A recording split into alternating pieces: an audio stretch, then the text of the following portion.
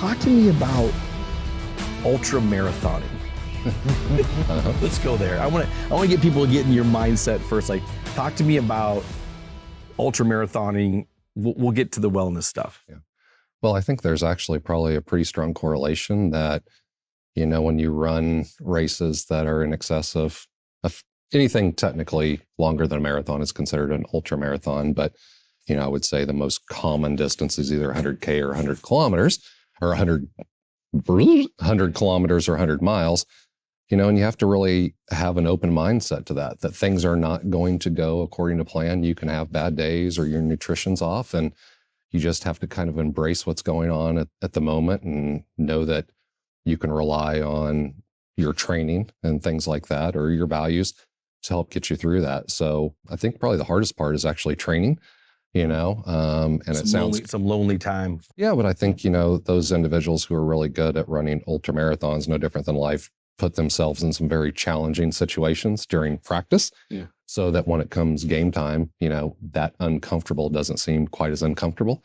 So sounds like HR a little bit too. Yeah, absolutely. Right. So, I mean, I think that's the key, is trying to figure out how to make yourself in everything you do, whether that's, you know, running marathons or in work or raising your kids, is, you know, what's that fine line between, you know, being uncomfortable and experiencing pain or legitimate things. So how many of these things have you done? Ultramarathons? Ultras. I've lost count, to be honest with you. Like more than 20? Yeah.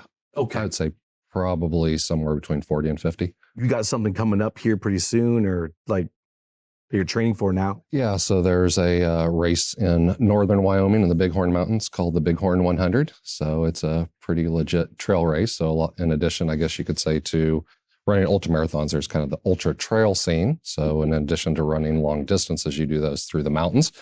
So this one has quickly become one of my favorite races. It's a great race in and of itself, but it's also a qualifier for the great race called Western States, which is out in California each year.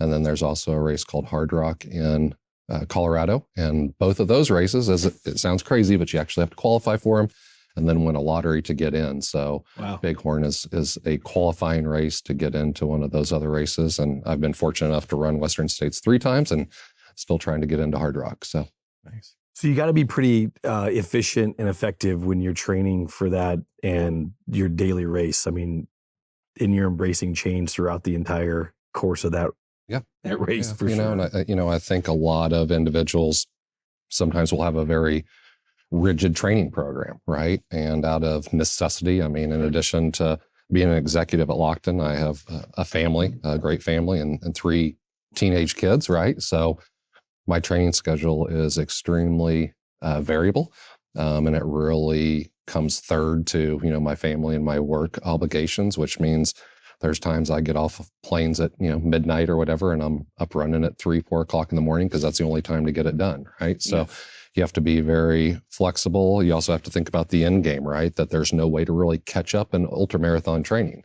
It's not like you can just take days off and show up at the start line and think that you're going to magically perform. You have to be pretty committed to it, and it's much more strategic maybe in nature than shorter races. And that's not anything against those shorter races. It's just, you know, there can be a lot that goes wrong, you know, over a course of 20 to 24 hours of running nonstop. So, you know, I said it earlier, it's kind of like HR, and it really is. I mean, you're dealing with certain things. You're not taking the day off.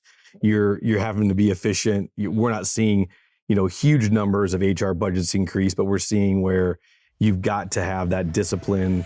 You've got to have those experiences.